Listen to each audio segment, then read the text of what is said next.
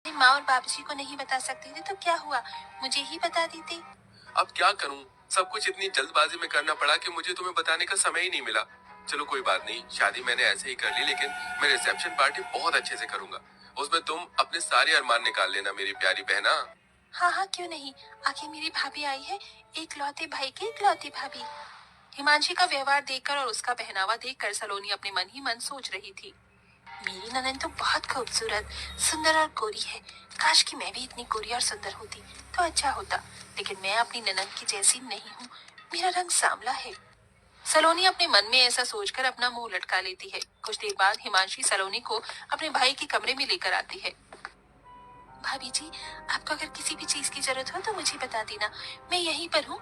आवाज लगा देना, मैं आ जाऊंगी और आपकी मदद करवा दूंगी। अभी तो मुझे किसी भी चीज की जरूरत नहीं है ननन जी, लेकिन अगर किसी चीज की जरूरत होगी तो मैं आपको तुरंत बुला लूंगी।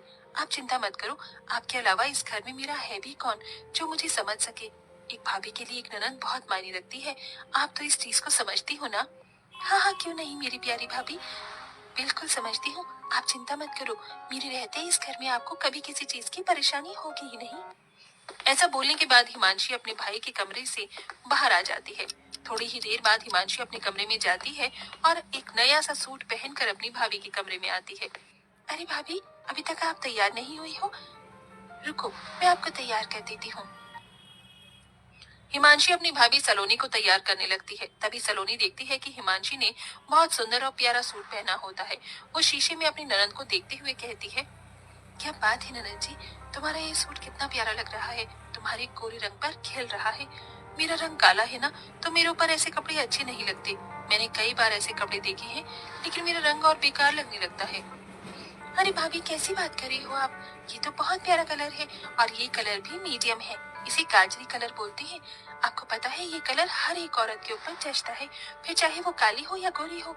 आपको यकीन नहीं है तो रुको, मैं आपको ये सूट देती हूँ, फिर आप इसे पहन कर देखना, आपके ऊपर बहुत अच्छा लगेगा।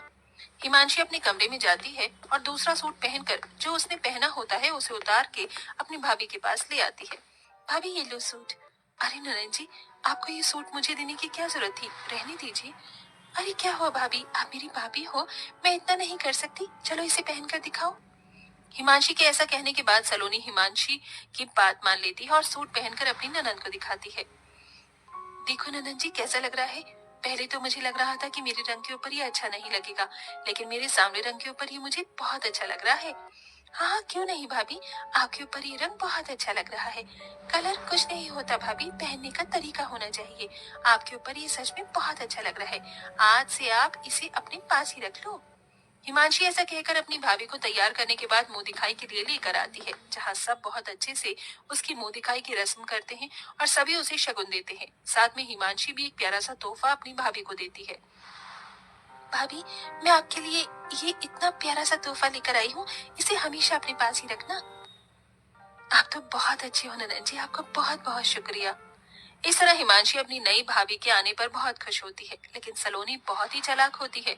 उसे जो भी चीज हिमांशी की अच्छी लगती है वो उससे लेने के चक्कर में उसके सामने ऐसा दिखावा करती है जैसे उसके रंग की वजह से उसके ऊपर कुछ भी अच्छा लगता ही नहीं। एक दिन सलोनी अपनी ननद के कमरे में आती है तो वो ननद के ड्रेसिंग टेबल पर बहुत महंगा महंगा मेकअप का सामान देखती है। कितना महंगा महंगा मेकअप का सामान है, मुझे तो बड़ी हैरानी हो रही है। ऐसा सामान तो मैंने कभी देखा ही नहीं जिंदगी में। अरे भाभी, आप यहाँ, कुछ काम था क्या आपको? नहीं, कुछ काम नहीं था, मैं तो बस ऐसे ही आई थी। वैसे ननद जी, आपके कमरे में ड्रेसिंग टेबल पर ये इतना महंगा महंगा मेकअप का सामान, वैसे तो मैं भी सोचा करती थी कि मैं मेकअप करूंगी, लेकिन मेरा रंग सांवला है, इसलिए मेरे रंग पर पता नहीं मेकअप खिलेगा या नहीं। अरे भाभी, आप भी ना कैसी बातें करती हो और सोचती हो, ऐसा कुछ नहीं होता। मेकअप हर चेहरे पर अच्छा लगता है, देखो मैं आपको करके दिखाती हूँ। हिमांशी अपनी भाभी सलोनी के चेहरे पर थोड़ा सा मेकअप करती है तो सलोनी को अच्छा लगता है। तभी सलोनी कहने लगती है, ननन जी बहुत बढ़िया मेकअप है आपके पास, काश कि मेरे पास भी होता। होने की क्या बात है भाभी जी, ये है ना, आप इसे रख लो, मैं अपने लिए और मंगा लूंगी। आपके पास रहे या मेरे पास रहे, कौन सी बड़ी बात है। सलोनी ये सुनते ही खुश हो जाती है। मेरी ननन बहुत अच्छी है, आप सच में बहुत अच्छी हो ननन जी, भगवान ऐसी ननन हर किसी भाभी को दे। ऐसा कहने के बाद सलोनी अपने कमरे में सारा मेकअप का सामान उठाकर ले आती है और उसे अपनी ड्रेसिंग टेबल पर लगाने लगती है। ननद के सारे सामान पर मेरा ही अधिकार है, मैं उनके पास कुछ नहीं छोड़ूंगी, सब ले लूंगी।